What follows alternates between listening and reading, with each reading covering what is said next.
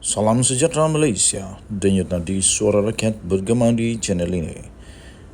Jangan lupa tekan butang subscribe, like dan share. Malaysia kita punya, cintai Malaysiaku, kita jaga kita.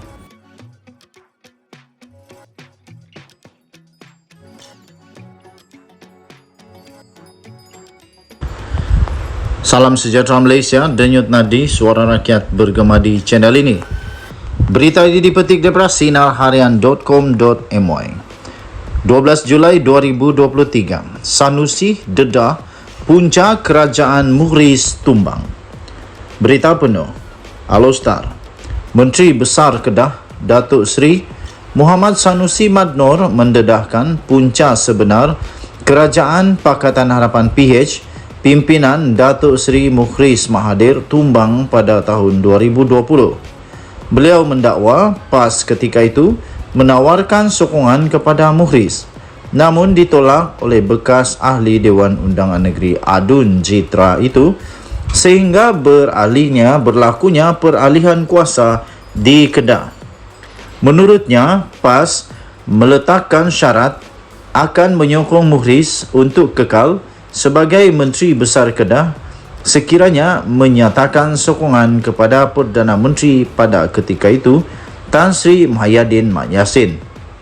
Katanya ramai yang tak tahu. Saya pernah offer Mughriz. Saya bukan nak jatuhkan dia pun sebagai Menteri Besar ketika itu. Saya cakap, Datuk Seri Mughriz, saya bawa mandat PAS. Datuk Seri beri sokongan kepada Tan Sri Muhyiddin Mat Yassin. Semua kerusi PAS akan sokong Datuk Seri kekal Menteri Besar, katanya. Ketika bersiaran dalam program podcast Keluar Sekejap yang dikendalikan Khairi Jamaluddin Abu Bakar dan Sharil Hamdan pada Selasa, pengarah pilihan raya PAS pusat itu mendakwa Mughriz sebaliknya tidak memberi sebarang jawapan kepadanya ketika perjumpaan yang diadakan di kediaman Mughriz. Katanya, Mughriz tak beri jawapan. Biasalah dia tak menjawab serta-merta. Saya tunggu 2-3 hari, masih tiada jawapan dari Mughriz. Dia nampak macam tak bersetuju dengan cadangan saya itu. Jadi berlakulah apa yang berlaku, katanya. Menurutnya lagi, ketika pergolakan politik itu, beliau tidak pernah berhasrat untuk mengambil alih jawatan berkenaan daripada Mughriz untuk menerajui negeri bermula Mei 2020. Katanya, selepas PRU 14, kebetulan yang menang kalangan 15 adun. Saya ada pengalaman sikit dalam pentadbiran kerajaan ketika menjawat Setiausaha Politik Menteri Besar Tan Sri Azizan Abdul Razak. Jadi saya dilantik Ketua Pembangkang Dun Kedah, jelasnya lagi. Pengerusi Perikatan Nasional Kedah itu berkata, tidak pernah berfikir untuk menjadi Menteri Besar selepas bergelar Adun Jenari buat kali pertama pada tahun 2018. Saya berkawan dengan ramai orang ketika jadi Setiausaha Politik kepada Azizan tahun 2008 hingga 2013, daripada pemandu, tukang sapu hingga kepada MB saya jaga, katanya. Mungkin PAS anggap saya lebih berpengalaman. Mungkin itu penilaian yang dibuat PAS. Saya tidak pernah terlintas dalam fikiran pun tidak untuk menjadi Menteri Besar Kedah, katanya lagi. Denyut nadi suara rakyat bergema di channel ini. Jangan lupa untuk tekan butang subscribe, like dan share. Malaysia kita punya, cintai Malaysiaku, kita jaga kita. Kita jumpa lagi. Selamat malam Malaysia. Bye-bye.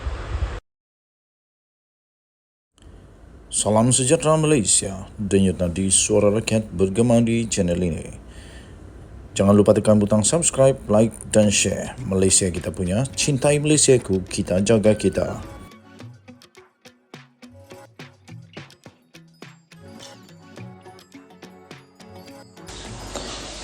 Salam sejahtera Malaysia, denyut nadi suara rakyat bergema di channel ini. Malaysia dikejutkan dengan satu berita pemergian seorang lagi tokoh di dalam negara Malaysia. Pengasas Westport Tan Sri Gnanalingam meninggal dunia. Berita penuh, Kuala Lumpur, pengasas dan pengerusi eksekutif Westport Holding Berhad Tan Sri G. Gnanalingam berusia 78 tahun meninggal dunia pada hari ini. Mendiang mengasaskan syarikat mengendali pelabuhan itu bersama Ahmadyuddin Ahmad selepas mendapat konsesi pada 1994. Westport memperoleh konsesi selama 60 tahun. Saya ulang semula. Westport memperoleh konsesi selama 60 tahun untuk mengendali dan memperbesarkan terminal kontena di Pulau Indah dan Pelabuhan Klang yang akan berakhir pada tahun 2054. Ia adalah salah satu daripada 3 pelabuhan utama di Selat Melaka yang mengendalikan gerbang kargo kontena penghantaran. Menurut senarai Forbes, G. Gnanalingam ialah individu ke-13 paling kaya di Malaysia dengan nilai bersih sebanyak AS 1.4 bilion atau kira-kira 6.5 bilion ringgit Malaysia pada tahun 2023. Anak lelakinya, Datuk Ruben Emir Gnanalingam Abdullah, kini ialah pengarah urusan Westport, manakala anak perempuannya pula, Charlene Gnanalingam, ialah pengarah bukan bebas, bukan eksekutif. Westport telah berkembang menjadi salah satu syarikat terbesar di Bursa Malaysia hari ini dengan permodalan pasaran mencecah 12 bilion ringgit Malaysia. Gnanalingam memulakan kerjayanya bersama British American Tobacco BAT pada tahun 1968 sebagai wakil jualan dan kemudian dinaikkan pangkat sebagai pengarah pemasaran kumpulan pada 1980. Turut dikenali sebagai peminat sukan dan pernah menjadi atlet, Gnanalingam juga dikenali sebagai seorang pakar pemasaran. Semasa di BAT, mendiang bertanggungjawab mengendalikan projek seperti membawakan siaran langsung Piala Dunia ke kaca televisyen negara ini buat kali pertama pada 1982. Gnanalingam juga adalah individu yang bertanggungjawab menjadi perunding komersial untuk Radio Television Malaysia RTM apabila berjaya meningkatkan pendapatan stesen penyiar itu daripada 55 juta ringgit Malaysia pada 1988 kepada 350 juta ringgit Malaysia pada tahun 1996. Denyut Nadi Suara Rakyat bergema di channel ini. Jangan lupa tekan butang subscribe, like dan share. Malaysia kita punya, cinta Malaysia aku. Kita jaga kita. Bye-bye.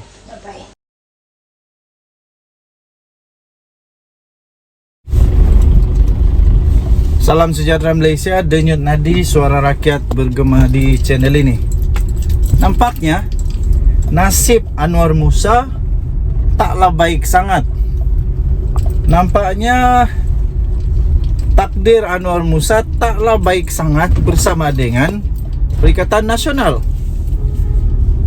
Nampaknya pembawaan Anwar Musa kepada Perikatan Nasional dimulakan dengan taklah baik sangat, kerana baru saja dia join Perikatan Nasional, sudah dia menerima, sudah pun dia dilaporkan kepada polis. Adakah ini, ini persoalan persoalan. Adakah ini menunjukkan, menandakan bahawa karier politik Anwar Musa di Perikatan Nasional akan mengalami satu perjalanan liku-liku politik yang sukar, perjalanan liku-liku politik yang mencabar, perjalanan liku-liku politik yang tak sedap, perjalanan liku-liku politik yang tak nyaman, dan akan sentiasa dikecam kerana dianggap sebagai seorang yang melawan bos di UMNO. Kita harus ingat bahawa Anwar Musa ini adalah buangan daripada UMNO. Baru-baru ini Anwar Musa mengeluarkan satu kenyataan yang agak keras, dan dakwaan itu memang dianggap satu dakwaan yang keterlaluan oleh pemimpin-pemimpin DAP, sehingga ya mereka telah pun mengambil tindakan untuk membetulkan keadaan, membetulkan dakwaan yang mereka anggap tak betul daripada Anwar Musa ini. Pastinya seluruh DAP tak setuju dan tak senang dengan apa yang disebut oleh Anwar Musa ini. Harap-harap Anwar Musa dia tidaklah dia kena jangkit badi, di mana ramai ahli-ahli yang berhormat di dalam PAS yang selalu sahaja kena buat laporan polis kala di mahkamah kerana fitnah, dakwaan-dakwaan yang tidak berasas, akhirnya kalah di mahkamah, terpaksa mohon maaf dan sebagainya. Harap-harap Anwar Musa taklah jadi macam begitu. Jadi ini MP Kepong akhirnya membuat laporan polis berkenaan dengan kenyataan daripada Anwar Musa yang mengaitkan Lim Kit Siang dengan kejadian 13 Mei. Ahli Parlimen Kepong Lip Eng telah pun memfailkan laporan polis terhadap ahli baru PAS, baru saja masuk PAS sudah dapat laporan polis, iaitu Anwar Musa, kerana telah mengaitkan veteran daripada DAP itu, iaitu Lim Kit Siang, dengan rusuhan kaum pada 13 Mei 1969.